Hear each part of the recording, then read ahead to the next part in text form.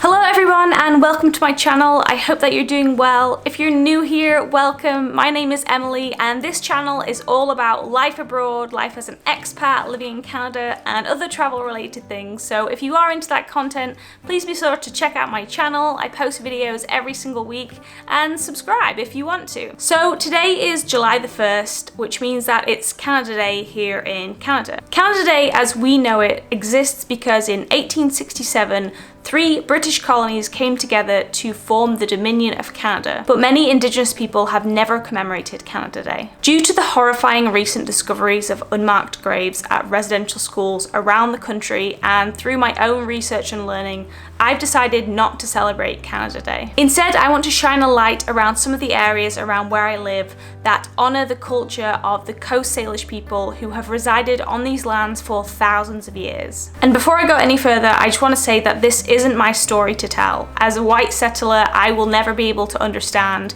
the pain and suffering that Indigenous people have had to go through and still go through every single day. But I did want to use this platform as a way to spread awareness and share some of the things that I have learnt about the land that I live on and the Indigenous people that were its original caretakers. So Victoria is on the traditional territory of the Lekwungen people, known today as the Esquimalt and Songhees nations. Victoria's inner harbour is actually at the heart of the Lekwungen territory, and it's changed drastically over the last 154 years. You might not know this, especially if you've never visited Victoria before, but there are 7 marked areas around the city that indicate special places of importance to the Lekwungen people. Each area is marked by a beautiful bronze casting of an enlarged spindle whorl, which is traditionally used for spinning wool. These castings are of original cedar carvings by Butch Dick, who is a Songhees artist. So for today's video, I want to bring you along with me to find all of the 7 castings around the city, learn what they mean and why they're so important to the Lekwungen people. I hope that you enjoy it.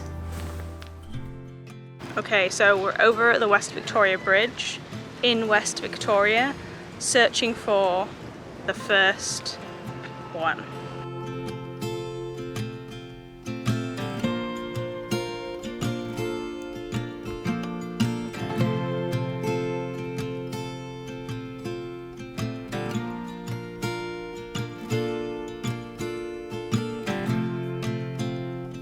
Do you know where this one is? I think it's up here. Okay. I've seen it before. It's up by the totem pole. This looks promising. We've been here before to see these totem poles, and I think I know where it is.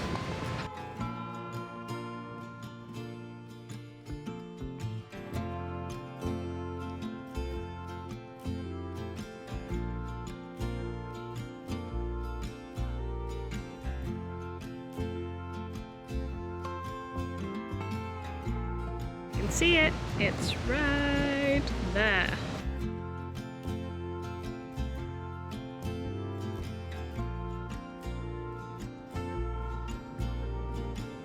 Okay, so number 1. This is Songhees Point cradle board. Traditionally, once infants had learned to walk, their cradles were placed at this sacred headland because of the spiritual power of the water here. More recently, there was a settlement here and subsequently an Indian reserve. Wow, it's so windy! Oh my goodness. Hopefully you can hear me still. That traded with the fort on the opposite shore. This place is also known as Songhees Point. Wow, that's so interesting. It's amazing to think about how different this was 154 years ago.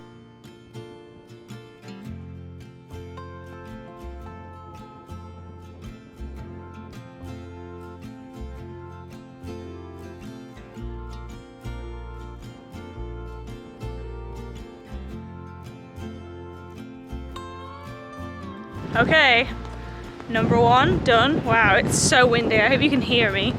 Number 2 is just across the water. So we're in West Victoria now. We have to cross the bridge and go back to Victoria to find the rest.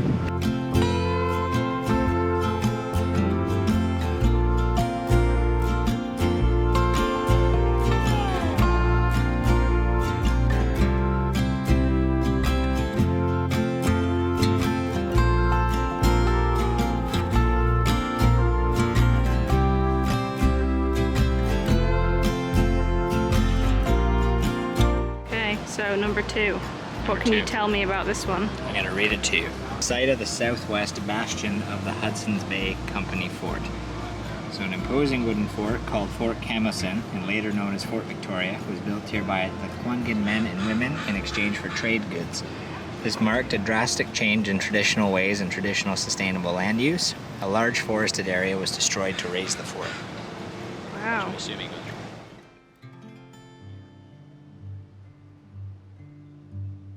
There's also a Fort Victoria sign here, which is very interesting. Okay, where to next? Market Square. Is it Market Square though? I think it's near Market Square. I think it's at Pandora. This way. Which Other is side handy of Market because Pandora is just over there. Okay, Pandora. It's up here somewhere. I seem to remember it being up here.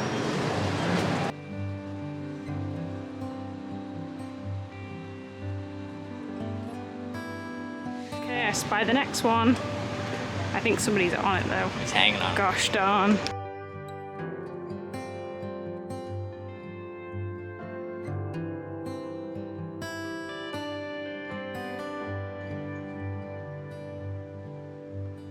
Outside City Hall. Literally bitter cherry tree. Here willow-lined, berry-rich creeks and meadows meandered down to the ocean, and paths made by bark harvesters bordered the waterways. The imprints of these creeks can still be seen in the uneven ground of Market Square area. This was a creek bed that led back to the food gathering areas now contained by Fort View and Vancouver and Quadra Streets. Bark from the bitter cherry was used to make a variety of household objects.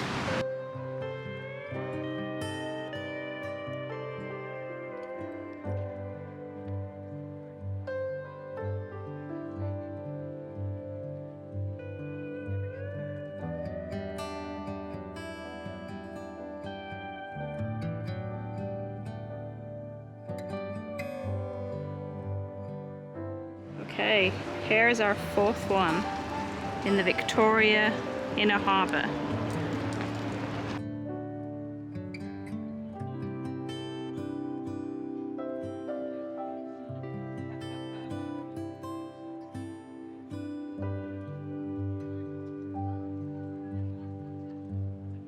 The Lower Causeway, place of mud, marked wide tidal mud flats and some of the best clam beds on the coast. These flats were buried when the area was filled in to construct the Empress Hotel. This place was also one end of a canoe portage. The portage could also be used to avoid the harbour entrance during heavy seas by cutting through the eastern side of what is now Ross Bay Cemetery. Along the route, arrowheads and other stone tools could still be found, reminding us that the lowlands were rich for hunting. When housing developments began, the lower elevations were left for market gardens and nurseries until after the Second World War. Wow. Okay, we're driving up to Beacon Hill because it's kind of a massive trek to get up there from our previous stop. So in order to get this done before nightfall, we are going to need to drive. So we're going to drive up to Beacon Hill. We're pretty confident in the whereabouts of this one. Again, I think I've seen it before, but it's not something that I know exactly where it is, like some of the other ones. I think it's near the big totem pole and the flag post, but I'm not 100% sure. So we're going to drive around and see and hope for the best. This has kind of turned into a scavenger hunt. I was really confident at the start of this, like, yeah, I know where all of these are, I've seen them. But now I'm questioning if I have actually seen them all and know where they all are. So yeah, we'll see how this one goes. Haha, we found it. I found it. I can see it from the road, but we just don't know how to get up there.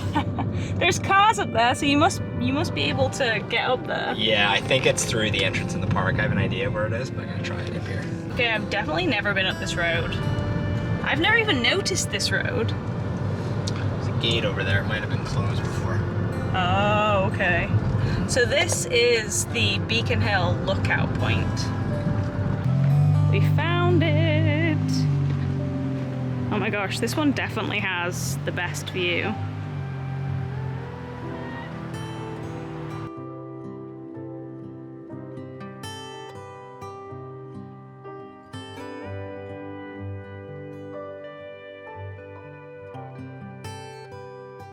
definitely never seen this one before. I've not been up here, which is terrible because that view is glorious. Beside the lookout on Beacon Hill. The hill here is called Mikan, which means warmed by the sun. This seaward slope was a popular place for rest and play, a game similar to field hockey called whorls. I've definitely butchered that name. Was played here. At the bottom of the hill was a small palisaded village. Palisaded? Like sloped village? I'm terrible at pronouncing things. That was occupied intermittently from 1000 until approximately 300 years ago. Wow, that's so recent. The settlement was here for defense during times of war, and it was also important for reef net fishing. The starchy bulbs of the wildflower camas were an important food source gathered in this area. The hill here is also known as Beacon Hill. And we're on Beacon Hill Park. There you go. We're back to the museum. Let's go. Okay. Okay, so the next one we're going to is at the museum. We've seen this one a bunch of times, but for some reason I can't remember whereabouts the museum is. Neither can I. I'm sure it will be around. It shouldn't be that difficult to find.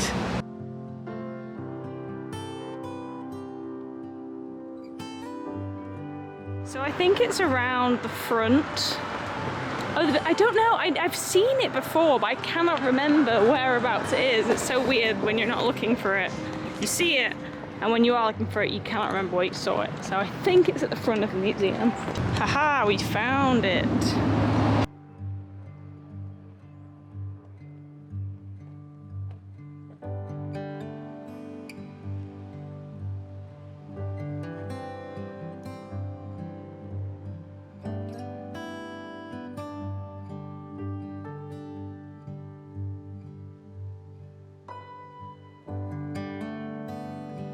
Okay, Royal BC Museum.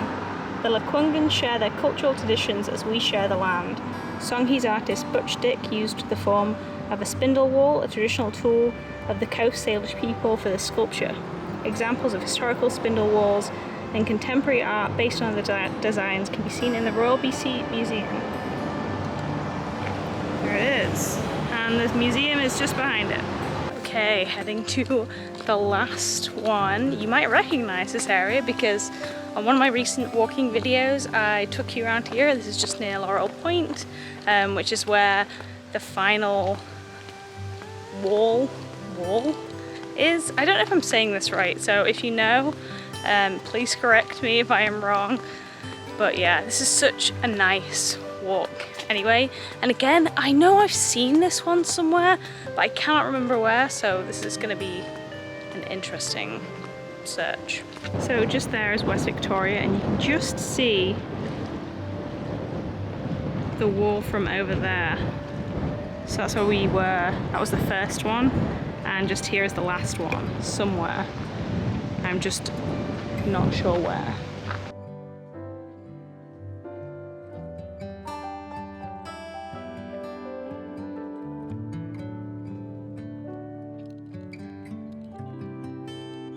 This is proving to be a difficult one to find. I thought I'd seen it, but maybe I haven't. We have gone all the way around Laurel Point and cannot find it. There's a hotel here, the Inn at Laurel Point, so a lot of it is the Inn at Laurel Point's property. But right now, I'm at Centennial Park, which I thought was where it was from the pictures, and it is not anywhere to be found. So I thought I'd seen it, and I don't. Now I'm confused. Plot thickens. Okay, so we had to give up on the final one, which is really sad because I thought I had seen it before, but we did multiple laps of Laurel Point, like all the places that you can go, because there's a bunch of private property because of the hotels around there, and we could not find it anywhere. We were looking at the pictures, we were like trying to match the trees with the pictures, but we could not find it. So if anyone knows where it is, if you've seen it and we've just been really stupid and missed it, let me know, because we're wondering if they've taken it away to refurbish it or something, or clean it, because there's a couple of, like, there's bits of construction around there. So yeah, I have no idea where that one is. So it's kind of like a sad way to end the video. Like, let's find all 7, and we failed at the last hurdle. So, but if I do find it, how exciting will that be? So yeah, anyway, I really hope that you enjoyed this video. I hope it was educational for you. Obviously, I'm not an expert in Indigenous culture, but I am trying to be aware and educate myself, so I hope that you will as well. Comment down below, especially if I've got anything wrong. Please correct me if you know better. Until my next video, I hope you have the most wonderful day, and I'll see you again very soon. Bye!